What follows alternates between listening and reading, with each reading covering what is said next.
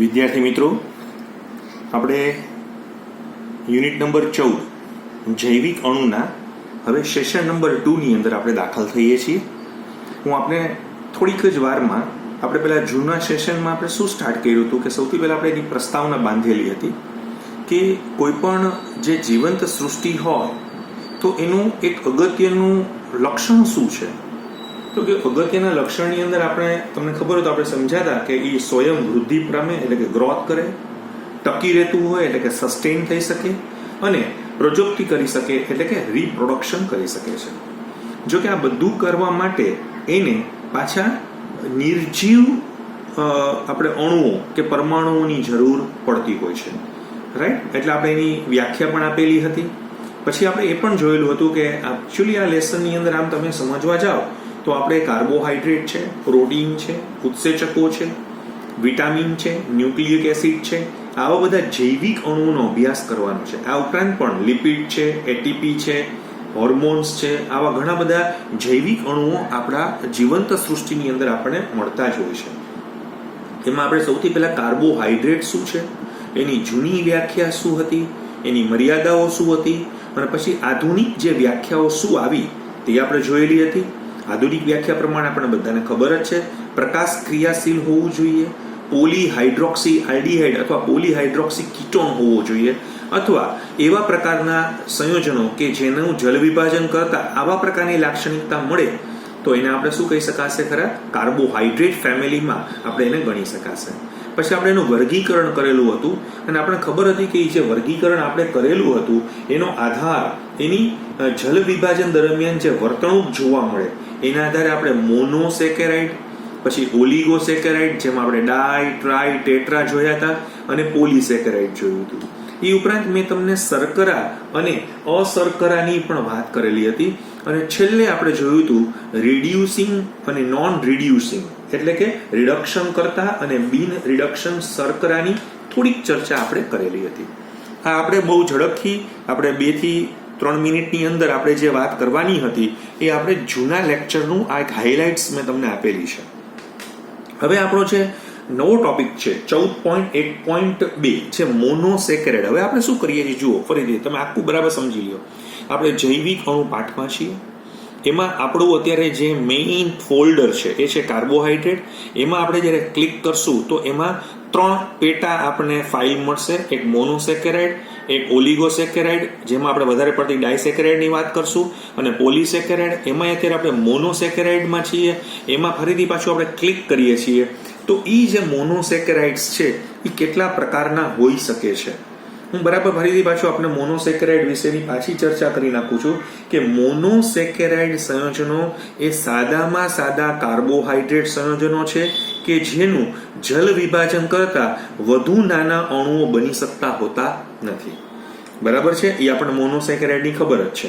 બીજું કે એમાં કાર્બન જે છે ને એ આપણે આમ જોવા જઈએ 3 થી શરૂ કરી અને 7 સુધીના જે કાર્બન C3 સુધીની સંખ્યા જે છે એ આપણને આમાં જોવા મળે છે. બરાબર છે. આપણે એ પણ વાત થઈ છે કે 20 કે તેથી વધુ, બરાબર છે, એટલે 20 ની આસપાસ એવા આપણી પાસે મોનોસેકેરાઇડ છે. 20 ની આસપાસ એવા મોનોસેકેરાઇડ છે કે જે આપણને કુદરતમાં જોવા મળે છે.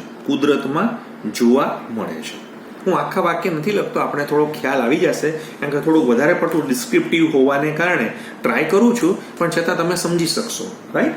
હવે આપણે મારા પ્રમાણે હું અત્યારે જો આને જોવા જાઉં તો અમે મોનોસેકેરાઇડનું વર્ગીકરણ પણ હું 2 માં કરું છું. એક જે આપણે આવે છે એનું નામ છે આલ્ડોઝ. પ્રશ્ન છે કે આલ્ડોઝ એટલે શું? તો કે જે મોનોસેકેરાઇડમાં આલ્ડીહાઇડ સમૂહ હોય. કયો સમૂહ હોય? ફરી એકવાર, આલ્ડીહાઇડ સમૂહ હોય તો એને શું કહેવાય? આલ્ડોઝ કહેવાય, રાઈટ. અને હંમેશા તમને બધાને ખબર છે કે આલ્ડીહાઇડ જે સમૂહ હોય ને એ એક સંયોજક છે એટલે કે મોનોવેલેન્ટ છે. તો મોનોવેલેન્ટ હોવાને કારણે એ ક્યાં તમને જોવા મળશે? તો કે એ તમને છેડે જ જોવા મળશે, છેડે જ જોવા મળે. એટલે અહીંયા છેડે એટલે શું? તો કે C1 કાર્બન ઉપર જ આપણને જોવા મળશે. આપણે સમજાઈ ગયું આલ્ડોઝ માટે, રાઈટ. એવી રીતે બીજું જે આપણે આવે છે, આપણે વાત થઈ હતી કીટોઝ. રાઈટ? આ કીટોસની વાત થાય છે. તો કે જેની અંદર આપણને કીટોન સમૂહ જોવા મળે, કીટોન, રાઈટ? આ સમૂહ તમને જોવા મળે તો એને આપણે કીટોસ કહેવામાં આવે છે. બીજા નંબરમાં આપણે જાણીએ છીએ કે કીટો જે છે, કીટો, રાઈટ? એટલે આ કીટોન જે છે એ પાછું કેવું હોય છે તો કે દ્વિસંયોજક હોય છે, એટલે કે ડાઇવેલેન્ટ આપણને જોવા મળે છે. એટલે એ કાર્બનની આખી શૃંખલામાં છેડા સિવાય ગમે ત્યાં તમને જોવા મળે. જોકે એવું કહેવામાં આવે છે કે કુદરતની અંદર, કુદરતમાં, રાઈટ, કુદરતમાં જોવા મળતા જેટલા પણ કીટોસ છે, કીટોસમાં તમને આ જે છે એ કીટોન સમૂહ ક્યાં જોવા મળે છે તો કે કીટોન સમૂહ જે છે ને એ છેડેથી બીજા કાર્બન પાસે જોવા મળે છે. એનો મતલબ એ C2 સ્થિતિમાં તમને જોવા મળશે. હું આ તમને આજે જે કાંઈ પણ સમજાવું છું બહુ ઊંડાણપૂર્વક તમે બરાબર સમજવાની મહેનત કરજો, રાઈટ? ફરીથી અત્યારે આપણું કામ છે મોનોસેકેરાઇડ. મોનોસેકેરાઇડ એટલે એવો સાદામાં સાદો કાર્બોહાઈડ્રેટ સંયોજન છે કે જેનું જલ વિભાજન કરતા વધુ નાનો અણુ બની શકતો નથી. ટૂંકમાં એ છેલ્લું સ્ટોપ છે. એ મોટા ભાગે 3 થી 7 કાર્બન ધરાવતો 3 થી 7 કાર્બન જે છે એ પરમાણુ ધરાવતું આ સંયોજન હોય છે. લગભગ 20ની આજુબાજુમાં મોનોસેકેરાઇડ્સ હોય છે, એ કુદરતમાં જોવા મળે છે. એમાં આપણે 2 ભાગ પાડેલા છે. આલ્ડોઝ ભાગ છે જેમાં આલ્ડીહાઇડ સમૂહ હોય છે. આપણે જાણીએ છીએ કે આલ્ડીહાઇડ સમૂહ હંમેશા મોનોવેલેન્ટ હોય, એક સંયોજક હોય, તો એ હંમેશા કોઈ પણ એક એન્ડ ઉપર આપણને જોવા મળશે, એટલે કે C1 સ્થિતિ ઉપર જ આપણને જોવા મળશે. કીટોસમાં તમે જોવા જશો તો એમાં કીટોન સમૂહ હોય છે. કીટોન સમૂહ દ્વિસંયોજક એટલે કે ડાઇવેલેન્ટ છે, એટલે તમને આખી જે ચેઇનમાં વચ્ચે તમને ગમે ત્યાં જોવા મળશે.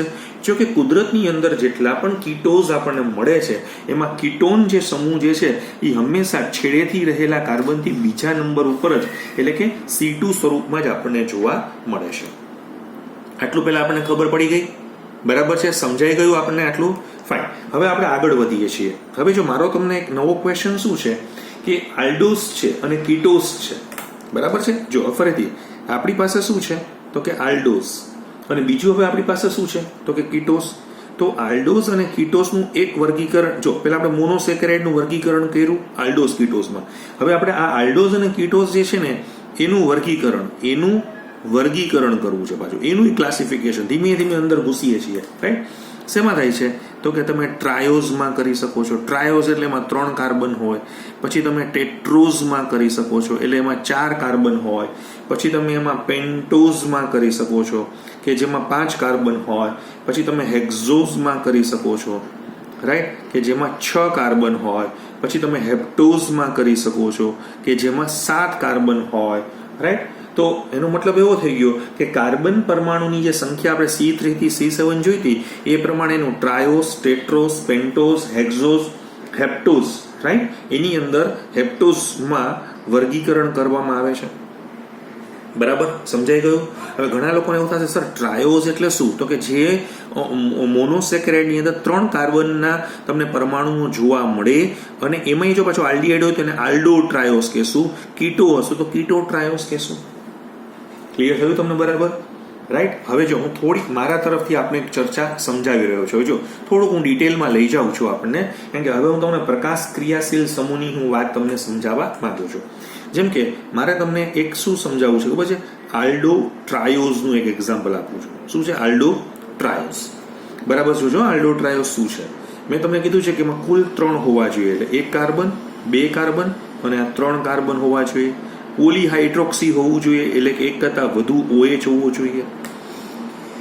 અને જો 3 કાર્બન આવી ગયા, આલ્ડીહાઇડ છેડે જ છે, 2 OH છે, અને બહુ જ ધ્યાનથી તમે જોશો તો અહીંયા કિરાલ કાર્બન તમને જોવા મળે છે. પ્રકાશ ક્રિયાશીલતાનો ગુણ તમને જોવા મળે છે. તો આ મારું આલ્ડો ટ્રાયોઝનું આ એક્ઝામ્પલ છે. આ આલ્ડો ટ્રાયોઝનું એક્ઝામ્પલ જે આજે તમને બતાવી રહ્યો છું એનું નામ છે ગ્લિસરાલ્ડીહાઇડ. ગ્લિસરાલ્ડીહાઇડ આમ જોવા જાઓ તો કાર્બોહાઈડ્રેટ સમૂહનો આ પહેલો સભ્ય થયો, રાઈટ? ગ્લિસરાલ્ડીહાઇડ કિરાલ કાર્બન છે, બરાબર સમજો. આમ તમે જોવા જશો તો આનું આમ અણુસૂત્ર શું છે? C3H6O3, right. C3H6O3 માં બે ભાગ પડે, આલ્ડો ટ્રાયોઝે પડે અને આલ્ડો કીટો ટ્રાયોઝે બનશે. એમાં મેં તમને આ આપ્યું છે. આમાં તમને યાદ આવે તો મેં તમને હેલો આલ્કેન હેલો એરિન ભણતા હતા ત્યારે હું સમજાવું છું કે પ્રકાશ ક્રિયાશીલતાના સંદર્ભમાં જો જોવા જાવ તો આના પાછા બે સમઘટકો મળે, કેપિટલ ડી અને કેપિટલ એલ અથવા ડેક્સ્ટ્રો લીવો. પણ કુદરત છે ને, કુદરત એમાં ખાલી કેપિટલ ડી જ હોય છે, એમાં કેપિટલ એલ હોતું નથી. અત્યારે આપણે કુદરતની વાત કરીએ છીએ, નેચરની વાત કરીએ છીએ, એટલે આર્ટિફિશિયલી હું કોઈ વાત અત્યારે તમને બતાવતો નથી. અચ્છા, આલ્ડો જે છે એમ આપણી પાસે કીટો ટ્રાયોઝ પણ હશે ને, કીટો ટ્રાયોઝ. હવે કીટો ટ્રાયોઝમાં મારે તમને એક્ઝામ્પલ આપવું હોય તો શું આપવાનું છે? તો કે 3 કાર્બન પહેલા લખી નાખો, 1 કાર્બન 2 કાર્બન 3 કાર્બન. હવે અહીંયા તમે C ડબલ બોન્ડો તો લખવો જ પડશે, રાઈટ. તો આમાં તમે જોશો તો 2 OH છે, રાઈટ. તો આ ડાયહાઇડ્રોક્સી છે, કીટોન છે. એકચ્યુઅલી આમ તમે બહુ ધ્યાનથી તમે જોશો તો આને આપણે તમારી જે બુક હતી બાયોલોજીની બુક, રાઈટ. હવે જુઓ શું આવે છે ટેકનિકલી, તો કે આ ડાયહાઇડ્રોક્સી એસિટોન એને કહેવામાં આવે. એકચ્યુઅલી એસિટોન હતું ને એમાં 2 OH આવી ગયેલા છે. એનું પણ સૂત્ર તમે જોશો તો C6H6O3 છે. પણ અમે ટેકનિકલી છે ને, ટેકનિકલી આને અમે ના પાડી દઈએ છીએ કે એમાં કિરાલ નથી. જુઓ બરાબર. આ તમને મેં શેનું આપ્યું? પેલા ટ્રાયોઝનું આપ્યું. હવે હું તમને ટેટ્રોઝનું આપું છું, ચેક કરો. એમાંય હું તમને પહેલા શું સમજાવું છું? આલ્ડો ટેટ્રોઝ. કાંઈ વાંધો નહીં. તમારે પહેલા શું કરવાનું હોય છે? 1 કાર્બન 2 કાર્બન 3 કાર્બન 4 કાર્બન લખી નાખો. અત્યારે હું તમને ફિશર પ્રક્ષેપ સૂત્ર બતાવી રહ્યો છું, કારણ કે એમિલ ફિશરે જે સ્ટાઇલ અપનાવી છે એ સ્ટાઇલથી જ હું અત્યારે તમને જઈ રહ્યો છું. આલ્ડીહાઇડ તો છેડા ઉપર જ હોય. અહીંયા તમે રાખશો તો CH2OH જ આવશે પોલીહાઇડ્રોક્સી માટે. હવે તમારે શું કરવાનું છે? એટલે તમે એવું નહીં સમજતા કે આવું સ્ટ્રક્ચર છે. આ અત્યારે હું તમને બંધારણીય સૂત્ર દોરી રહ્યો છું. પછી અવકાશમાં તો આ OH ને બધાના સ્થાન ફરી જતા હોય, રાઈટ. અવકાશની વાત તો આખી અલગ જ છે. એમાંય તમે બહુ જ ધ્યાનથી તમે જોશો તો અહીંયા તમને 2 કિરાલ દેખાય છે. જુઓ, દેખાય છે?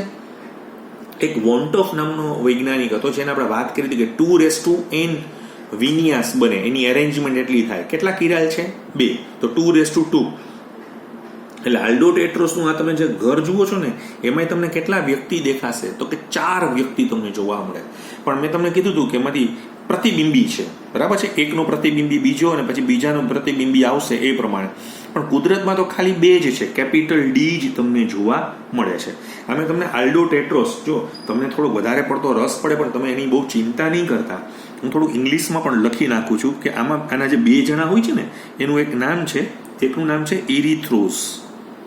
ઇરિથ્રોસ અને બીજું એક તમને જે દેખાય છે એનું નામ છે થેરોસ, રાઈટ. એટલે કયા 2 જ હોય, એટલે એના પ્રતિબિંબી છે એ કુદરતમાં હોતા નથી, એટલે કેપિટલ એલ કુદરતમાં હોતા નથી. તો આ તમને ખ્યાલ આવ્યો? આમાં સૂત્ર શું છે? C4 છે, H8 છે અને O4 છે. હવે હું તમને જે બતાવવા માંગુ છું એ કોનું સમજાવવા માંગુ છું? કીટો ટેટ્રોઝનું બતાવવા માંગુ છું. તમારા નામની 1% ચિંતા કરતા નહીં. જ્યાં ચિંતા, જો જેમ કે આનું નામ તમારે યાદ રાખવું પડશે, ગ્લિસરાલ્ડિહાઇડ. એ પહેલો મેમ્બર છે, બરાબર છે. હું જ્યાં રાઇટ કરીશ એ તમારે એકદમ ક્લિયર રાખવું પડશે. હવે કીટો ટેટ્રોઝમાં તો આપણે બધાને ખબર છે, 1 કાર્બન લખી નાખો, બીજો કાર્બન, આ ત્રીજો કાર્બન, આ ચોથો કાર્બન, આ થઈ ગયું. અહીંયા તમે C ડબલ બોન્ડો કરી નાખો, કારણ કે ટર્મિનલથી બીજા ઉપર જ હોય. તો અહીંયા શું આવી જશે? CH2OH જ આવશે. અને અહીંયા તમે HCOH કરી નાખો. બહુ જ ધ્યાનથી તમે જોશો તો કિરાલ કાર્બન છે, પોલીહાઇડ્રોક્સી છે, કીટોન છે, ટેટ્રોસ છે, કીટો ટેટ્રોસ છે. આના પણ 2 સમઘટકો મળે, પણ અવકાશમાં એટલે કુદરતમાં તો ખાલી આ કેપિટલ ડી જ તમને જે છે એ પ્રાપ્ત થતો હોય. અને આનું જે નામ હું તમને બતાવું છું એ છે ઇરિથ્રુલોઝ એને કહેવામાં આવે છે.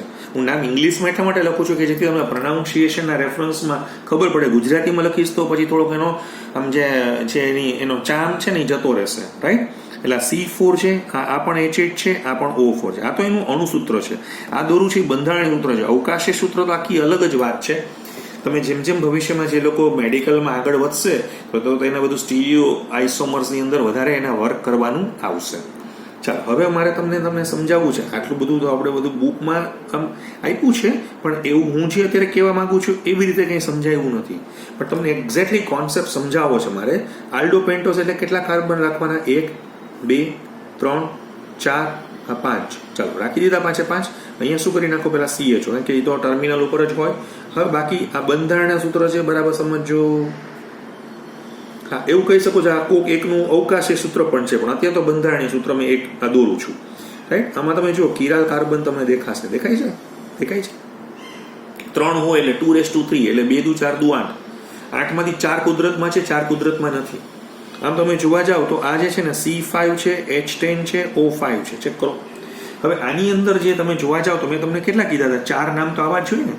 તો એમાંથી એક જે નામ તમને હું બતાવવા માંગુ છું એ છે આર્બિનોઝ. એક એનું નામ છે આર્બિનોઝ.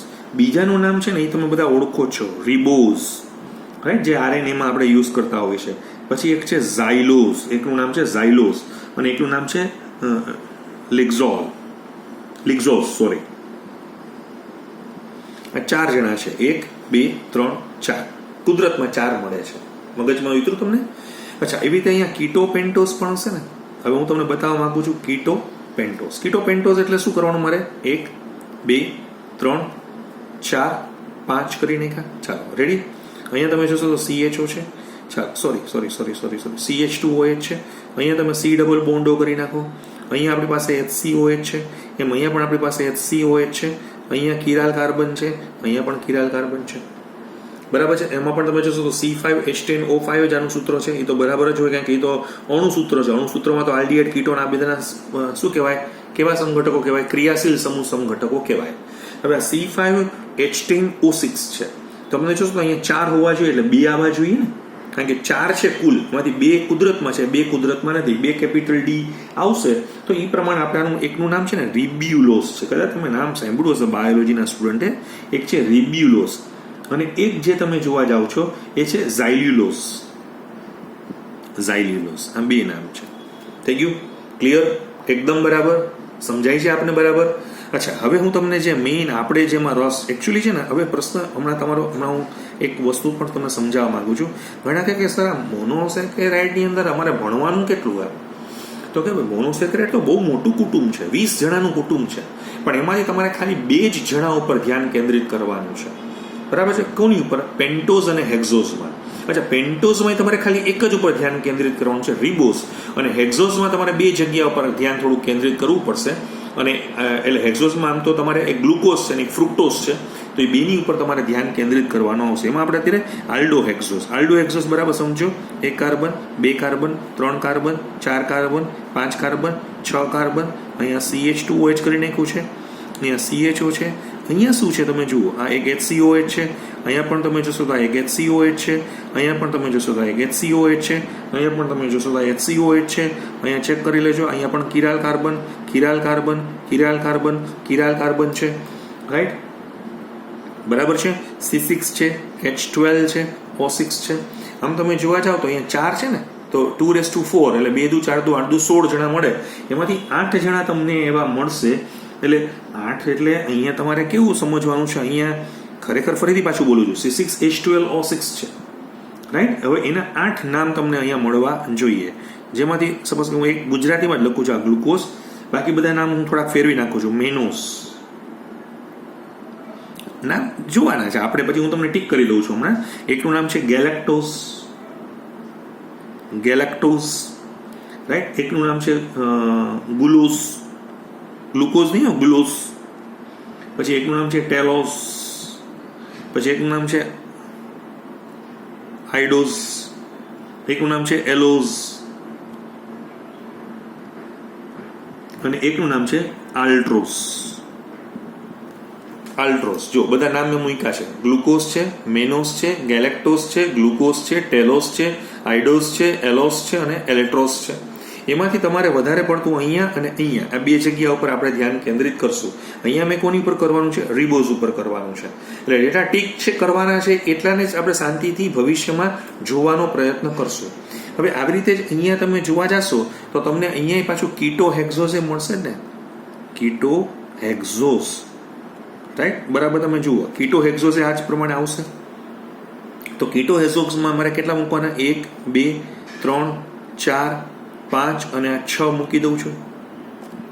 બીજા નંબર ઉપર કીટોન મૂકી દઉં છું. અહીંયા તો પાછું મારું CH2OH હતું જ. અહીંયા HCOH છે, અહીંયા પણ HCOH છે અને અહીંયા પણ HCOH છે. અહીંયા કિરાલ કાર્બનની હાજરી તમને જોવા મળે છે.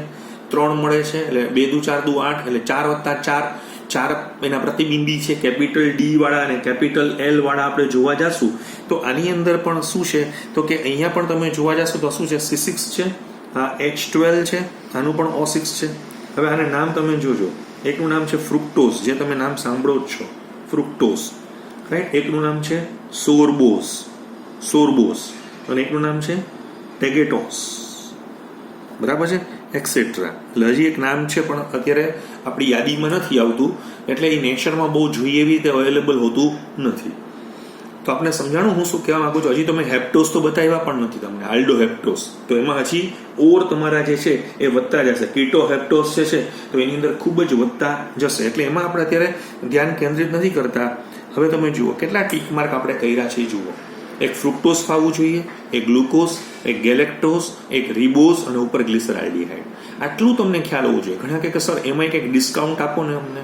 ઓકે, ડિસ્કાઉન્ટમાં એક ગ્લુકોઝ આવડવું જોઈએ, એક ફ્રુક્ટોઝ આવડવું જોઈએ અને ગેલેક્ટોઝ આવડવું જોઈએ, રાઈટ. એટલે ટૂંકમાં તમારે વધારે પડતી ચર્ચા અહીંયા છે, પણ એમાં કંઈ બહુ ચિંતા નથી, તમને આ પણ અને આ પણ ફાવી જ જશે, એમાં કોઈ પ્રોબ્લેમ નથી. તો આ મેં તમને આખું શું સમજાવ્યું ખબર છે? અત્યાર સુધીમાં જે આપણે સમજતા હતા મોનોસેકેરાઇડનું વર્ગીકરણ મેં આલ્ડોઝ અને કીટોઝમાં કર્યું, અને પાછું આલ્ડોઝ અને કીટોઝનું વર્ગીકરણ ટ્રાયોઝ, ટેટ્રોઝ, પેન્ટોઝ, હેક્ઝોઝ અને હેપ્ટોઝમાં કરેલું છે, જેની અંદર મેં તમને આલ્ડો ટ્રાયોઝ, કીટો ટ્રાયોઝ થી બધા તમને કોમ્બિનેશન સમજાવેલા છે. હવે ઈ મોનોસેકેરાઇડની અંદર હવે આપણું ધ્યાન ક્યાં સૌથી વધારે કેન્દ્રિત કરીએ છીએ? ગ્લુકોઝ ઉપર આપણે કેન્દ્રિત કરીએ છીએ, બરાબર છે. એમાંય આપણે ગ્લુકોઝની પ્રાપ્તિ અને એની બનાવટ. ઘણા કે સર આ ટાઇટલ કેવું છે, પ્રાપ્તિ અને બનાવટ એટલે સમજાણું નહીં. તો કે એમાં એવું કહી શકાય છે કે ગ્લુકોઝ જે છે ને, આમ તમે જોવા જાઓ તો તમને ગ્લુકોઝ એઝ એ હોલ એ તમને કુદરતમાં મુક્ત સ્વરૂપે એટલે ફ્રી સ્ટેટમાં, એટલે એઝ એ ગ્લુકોઝ જ પડ્યું હોય એમ, રાઈટ. અને સંયોજિત સ્વરૂપે મળી આવે છે. સંયોજિત એટલે કમ્બાઇન્ડ ફોર્મમાં મળે, એટલે કે જેમ કે તમારી પાસે ઓલિગોસેકેરાઇડ હોય, પોલિસેકેરાઇડ હોય તો એ સંદર્ભમાં મળે. એટલે ગ્લુકોઝ જે છે ને એ કુદરતમાં મુક્ત અને સંયોજિત રૂપમાં મળી આવે છે. એટલે એ લોકોએ જે મુક્ત સ્વરૂપે હોય એની પ્રાપ્તિ કરવાની હોય, સંયોજિત હોય તેમાંથી ગ્લુકોઝ બહાર કાઢવાનું હોય, બરાબર છે. હવે તમને એક બીજી વાત તમને કહું. હવે એવું કહેવાય છે કે પાકી દ્રાક્ષમાં આમ તમને જોવા જાવ તો 20% જેટલું ગ્લુકોઝ રહેલું હોય છે. શું હોય છે? 20% જેટલું ગ્લુકોઝ જે છે એ એમાં જોવા મળે છે. એટલે ઘણી બધી વખત તમને કદાચ નહીં ખબર હોય ગ્લુકોઝનું બીજું નામ શું છે ખબર છે? દ્રાક્ષ શર્કરા તરીકે પણ એ ઓળખાય છે, ગ્રેપ સુગર તરીકે પણ એ ઓળખાય છે, બરાબર છે. ગ્લુકોઝ જે છે ને, હમણાં આપણે એની પણ વાત કરું છું તમને. હવે બીજું કે એ સિવાય શેમાં મળે છે? તો કે મધની અંદર મળે છે. પછી આમ તમે જોવા જાઓ તો જે મીઠા ફળો હોય, એટલે કે સ્વીટ ફ્રૂટ્સ હોય, જેમ કે આપણે કેરી છે, સફરજન છે, પીચ છે, પિયર્સ છે, આ બધાની અંદર એટલે કે મીઠા ફળોની અંદર પણ જે છે એ મળી આવતો હોય છે. એટલે મીઠા ફળ એટલે આને ઘણી વખત હની સુગર કહેવાય, ગ્રેપ સુગર કહેવામાં આવે છે. અને પાકી દ્રાક્ષમાં 20% જેટલું હોય છે. એટલે આ બધામાં કયા સ્વરૂપે મળી આવે છે? તો કે આ બધા મીઠા ફળોમાં એ ગ્લુકોઝ મુક્ત સ્વરૂપમાં મળી આવે છે. ગ્લુકોઝ છે ને એ મુક્ત સ્વરૂપમાં મળી આવે છે.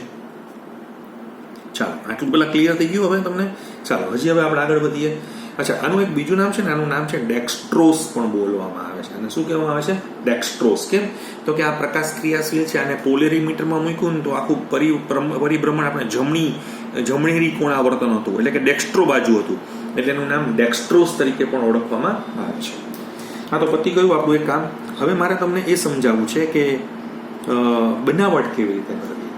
તો કે જ્યારે કમ્બાઇન્ડ ફોર્મમાં હોય, એટલે કે મારે તમને કહેવાનું છે કે જેમ કે મારી પાસે ગ્લાયકોસાઇડ્સ હોય, રાઈટ, કે મારી પાસે ડાયસેકેરાઇડ હોય કે પોલીસેકેરાઇડ હોય, તો આ પોલીસેકેરાઇડમાંથી આપણને શું મળી આવે છે? તો કે આપણને ગ્લુકોઝ મળી આવે છે. એટલે એમાંથી આપણે મેળવવો પડે. આ બધામાં ગ્લાયકોસાઇડ છે, ડાયસેકેરાઇડ છે કે પોલિસેકેરાઇડમાં એકમાંથી એટલે કે સંયોજિત સ્વરૂપમાં પડેલો હોય છે. બરાબર છે. અને આ સંયોજિત સ્વરૂપમાંથી આપણે એને શું કરવું પડે? બહાર કાઢી લેવો પડે. જેમ કે હું તમને એમાં એક એક્ઝામ્પલ આપી રહ્યો છું કે મારે સુક્રોઝમાંથી કાઢવું છે. બરાબર છે. સુક્રોઝ એટલે શું? કેન સુગર, શેરડીમાંથી. બરાબર છે. હવે તમને કદાચ ખબર હોય તો સુક્રોઝ છે ને એનું સૂત્ર છે C12H22O11, જે સુક્રોઝનું સૂત્ર છે. તમે 10મા ધોરણમાં પણ કદાચ આ ભણી ગયેલા હશો. હવે મારે આનું જલ વિભાજન કરવું છે, રાઈટ? એટલે હવે મારે એને ટૂંકમાં સુક્રોઝનું જલ વિભાજન જે છે એ કાં આપણે મંદ HCl ની હાજરીમાં અથવા H2SO4 ની હાજરીમાં એના આલ્કોહોલિક દ્રાવણની અંદર આપણે જો એને ઉકાળવામાં આવે તો C6H12O6 અને પ્લસ C6H12O6 એટલે એક શું બનશે? આપણી પાસે ગ્લુકોઝ બનશે અને એક આપણી પાસે શું બનશે? તો કે ફ્રુક્ટોઝ બનશે. બંને 1:1 પ્રમાણમાં આની અંદર આપણને મળી જશે. બરાબર છે. તો આ રીતે તમે ગ્લુકોઝ મેળવી શકો છો. બહુ સાદું બોલું, આ 2 રૂપિયાનો સિક્કો છે, એના મેં છૂટા કર્યા, 1 રૂપિયાના 2 સિક્કા, એમાંથી આ તમને મળી ગયો. બરાબર છે. પણ છૂટા કરવા માટે તમારે એક વિધિ કરવી પડી. ભવિષ્યમાં તમારી પાસે ટ્રાયસેકેરાઇડ હોય તો એમાં તમે 3 રૂપિયા હોય તો છૂટા કરો તો 1 રૂપિયાના 3 સિક્કા મળે. આવું કહેવાનો મારો મતલબ છે. બીજું એનાથી પણ વધારે સારું શું છે તો કે તમારે જો હવે બીજું એની ઇન્ડસ્ટ્રીયલ પ્રોસેસ એટલે કે કોમર્શિયલી તમે જોવા જાઓ, ઔદ્યોગિક દ્રષ્ટિએ તમે જો જોવા જાઓ તો તમે સ્ટાર્ચમાંથી મેળવી શકો છો. આ છે ને ઔદ્યોગિક દ્રષ્ટિ છે, સ્ટાર્ચમાંથી. એટલે ઇન્ડસ્ટ્રી જે છે એ આ જ વસ્તુ વિચારે ઔદ્યોગિક રીતે કેવી રીતે તમે મેળવી શકો છો. જો તમારે ઔદ્યોગિક રીતે તમારે જવું હોય તો તમારે સ્ટાર્ચ લેવાનો.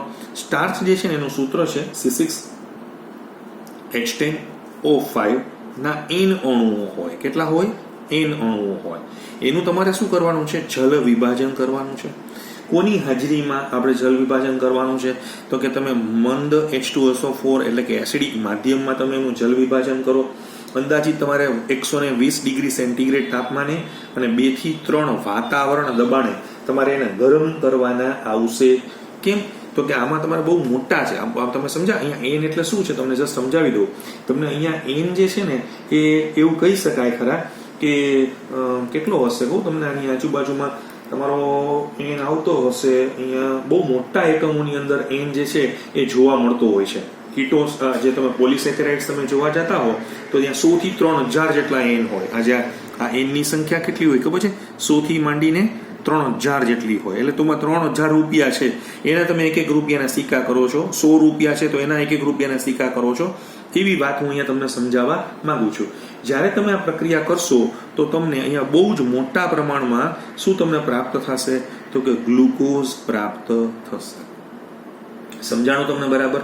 એટલે ઔદ્યોગિક રીતે તમે જોવા જાઓ તો તમારી પાસે જે સ્ટાર્ચ જે છે એને તમે H2SO4 સાથે 120 ડિગ્રી સેન્ટીગ્રેડ તાપમાને 2 થી 3 વાતાવરણ દબાણે, કારણ કે આમાં બહુ ઊંચું છે, બહુ મોટું છે, એને તમારે બ્રેક કરવાના છે. એટલે ઇન્ડસ્ટ્રી આ પ્રમાણે જાય, કારણ કે એને આ વિધિ કરવામાં એટલી જ મહેનત કરવી પડે ને આમાં એટલી તો વધારે મળે ને આમાં, રાઈટ? તમે જોશો ઘણી બધી ગ્લુકોઝના પાવડર હોય કે ગ્લુકોઝની બોટલ ચડાવવામાં આવેલી હતી, પાવડરની અંદર પણ ખાસ લખેલું છે કે ગ્લુકોઝ કયા સ્ટાર્ચમાંથી મેળવેલું છે. પોટેટો સ્ટાર્ચમાંથી મેળવેલું છે, કોર્ન એટલે કે જે આપણે મકાઈમાંથી મેળવેલું છે, ક્યાંથી મેળવેલું છે એની મેન્શન કરવામાં આવેલું હોય. તો આજે આપણે અહીંયા અટકશું અને પછીના લેક્ચરની અંદર હવે આપણે બહુ ઇન્ટરેસ્ટિંગ પોર્શન્સમાં જઈશું અને એ છે ગ્લુકોઝનું સ્ટ્રક્ચર એટલે કે એનું બંધારણની આપણે વાત કરશું.